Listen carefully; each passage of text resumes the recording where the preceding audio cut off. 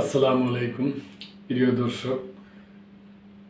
জাতীয় নাগরিক party NCP ওনাদের মুখ্য সমন্বয়ক নাসিরউদ্দিন পাটোয়ারী সাহেব বলছেন যে ওনারা যদি সরকারে যায় কিংবা কোনো সরকারের অংশ হয় তাহলে শুক্র শনিবার বেসরকারি যে প্রতিষ্ঠানগুলো আছে ওগুলাকেও বন্ধ ঘোষণা করবে আর কি।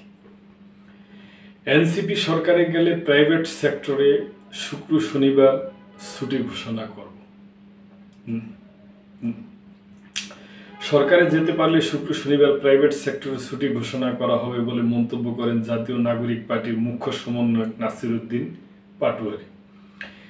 তিনি বলছেন, এনসিপি সরকার গঠন করলে বা সরকারের অংশ হলে প্রাইভেট সেক্টরে শুক্র শনিবার ছুটি ঘোষণা করব। শনিবার রাজধানীর বিশ্ব সাহিত্য কেন্দ্রে জুলাই স্পিরিট আলোকিত পেশাজীবীদের সংগঠন ন্যাশনাল প্রফেশনাল অ্যালায়েন্সের আত্মপ্রকাশ অনুষ্ঠানে তিনি এসব কথা বলেন। নাসিরউদ্দিন পাটোয়ারী বলেন, পাবলিক এবং প্রাইভেট উভয় সেক্টরে দলীয় দাস, পরিবারতন্ত্র, তৈলমর্ধন এসব ছিল চাকরি পাওয়ার মূল ক্রাইটেরিয়া। ছোট দলগুলোর প্রতি আহ্বান জানিয়ে তিনি বলেন, বড় দলগুলোর কাছে মাথা নত করবেন না, মেরুদণ্ড বিক্রি করবেন না। পরিবারতন্ত্র, দুর্নীতি, চাঁদাবাজি, ধর্মের রাজনীতি এগুলো আর চলবে না।